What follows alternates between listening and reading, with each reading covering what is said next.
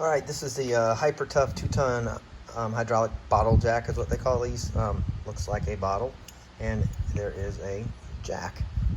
These can hold up, again, up to 2 tons, which is 4,000 pounds. They highly recommend you don't try to push these over the limit. I saw another one like this that goes up to 6 tons. So you definitely have some choices. This was like $14, I think. I'll put a link in the description below where you can purchase it. These are good for 4-wheelers, golf carts. It says here compact cars, sedans, and light trucks. I honestly would not use this on any of these personally.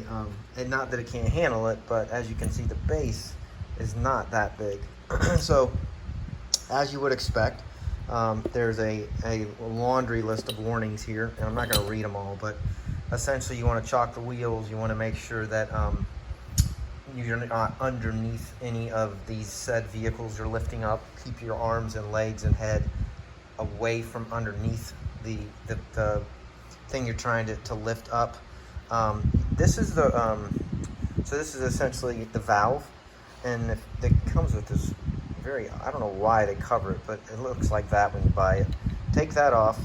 The smaller of the two here, you can see how it's oblong in shape. So what you want to do before you jack anything up is you want to turn this clockwise, and you'll feel it tighten. If you go this way, I realize you can't see it. I can feel it, but it'll actually, that's what releases for it to go down. So make sure that's all the way to the right. Again, you're going to set this in the appropriate place for whatever you're trying to lift. So in cars, for example, there is a spot that'll say this is where you put the jack. You need to be really careful where you put things. Like a 4-wheeler, maybe not so much of a big deal. And then what you're going to do is essentially, once that's where it needs to go, hold on, let's see. Yeah, this slides right in there. All right, I'm actually going to show it to you like this, lying down. It'll probably be easier. And then you'll see how this piston will start to lift, right? And so it's not moving right now because I'm laying down. But what's happening here, a lot of people don't understand, but basically as you pull up here in this piston, it creates pressure through here to then push up the actual jack itself. So I'm kind of doing this one-handed, sorry. But as you can see, it's starting to come up. It's a kind of a slow process. You just kind of pump it up like that. And then when you're done, just take this out, do what you need to do, take your wheel off, whatever. And then you're going to go back to the smaller one, and you are just going to put it on there and unscrew this. Because there's no pressure on it, it's not going to drop, but you'll notice, hold on, a little more.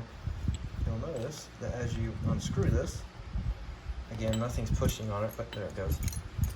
It just drops back down. So again, don't overload it. It's not hard to do. Make sure the valve is tight. Jack it up to where you want to go. As you can see here, you're not going to get a lot of lift. So I think the range here it is right here. It goes up to 13 inches, and obviously from here to here is just under 7. And then of course this actually will unscrew as well, according to this picture. But nothing you really need to worry about. So that was a really long video. Point is, be safe with these things. Don't overload them. Hope that helps.